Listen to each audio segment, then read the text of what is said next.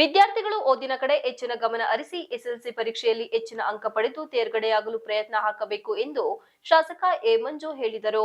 SSLC ಫಲಿತಾಂಶ ಉತ್ತಮಪಡಿಸುವ ಉದ್ದೇಶದಿಂದ ಶನಿವಾರ ರಾತ್ರಿ ಪಟ್ಟಣ ಪಂಚಾಯಿತಿ ವ್ಯಾಪ್ತಿಯ ವಿದ್ಯಾರ್ಥಿಗಳ ಮನೆ ಹಾಗೂ ವಿದ್ಯಾರ್ಥಿ ನಿಲಯಗಳಿಗೆ ಭೇಟಿ ನೀಡಿ ಪರೀಕ್ಷಾ ತಯಾರಿ ಮತ್ತು ಓದಿನ ಕುರಿತು ಪರಿಶೀಲನೆ ನಡೆಸಿದ ಅವರು ವಿದ್ಯಾರ್ಥಿಗಳು ಮತ್ತು ಪೋಷಕರೊಂದಿಗೆ ಸಂವಾದ ನಡೆಸಿದರು. ಇಂದಿನ ಸ್ಪರ್ಧಾತ್ಮಕ ಯುಗದಲ್ಲಿ ಹೆಚ್ಚಿನ ಅಂಕ ಮತ್ತು ಹೆಚ್ಚಿನ ಜ್ಞಾನ ಗಳಿಸಿದಾಗ ಮಾತ್ರ ಉನ್ನತ ಶಿಕ್ಷಣ ಉದ್ಯೋಗಗಳನ್ನು ಪಡೆದುಕೊಳ್ಳಲು ಸಾಧ್ಯ.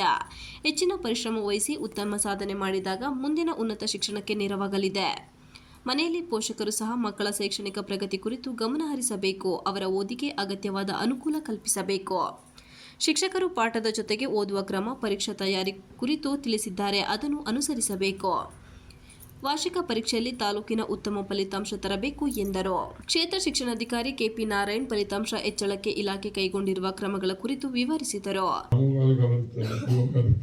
ಆಮೇಲೆ ಈಗ ನೀವು ಈ ಕೆಟ್ಟದ ಚಟಗಳ ಜನರು ಇದ್ದಾರೆ, ಮಕ್ಕಳು ಕೆಡ್ಸೋದಕ್ಕೆ ಬರ್ತಾರೆ ಮಾತಾಡೋಕ್ಕೆ, ಅದನ್ನ ಹಂಗ್ ಮಾಡಿ ಹಿಂಗ್ ಮಾಡಿ ಯಾವುದಕ್ಕೂ ಕಿವಿ ಕೊಡಕ್ ಕೊಡುದು.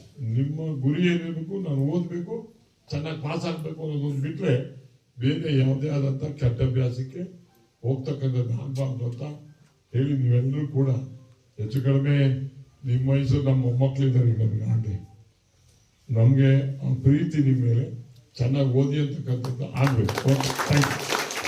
ಅದರಲ್ಲಿ ನಾವೀಗ 5ರಿಂದ 6% ಹೆಚ್ಚು ಫಲಿತಾಂಶವನ್ನು ನಿರೀಕ್ಷೆ ಮಾಡ್ತಾ ಇದ್ದೀವಿ. 90ರಿಂದ 92 ಫಲಿತಾಂಶ ನಮ್ಮದು ಆದರೆ 92ರಿಂದ 93 ಫಲಿತಾಂಶ ಏನಾದರೂ ನಮ್ಮ ನಿರೀಕ್ಷೆಯಂತೆ ಆದರೆ ಜಿಲ್ಲೆಯಲ್ಲಿ ನಾವು ಒಂದು ಅತ್ಯುತ್ತಮವಾದಂಥ ಸ್ಥಾನವನ್ನು ಪಡಿತೀವಿ. ಪುಟಾಣಿ ಮಕ್ಕಳು ಅದರಲ್ಲೆಲ್ಲರೂ ಶ್ರಮಿಸ್ತಾರೆ. ಇಡೀ ತಾಲೂಕಿನ ಮಕ್ಕಳು, ಇಡೀ ತಾಲೂಕಿನ ಪೋಷಕರು, ಇಡೀ ತಾಲೂಕಿನ ಶಿಕ್ಷಕರು ಎಲ್ಲರೂ ಸಹ ಉತ್ಸಾಹದಿಂದ ಇದ್ದೀವಿ ಸರ್.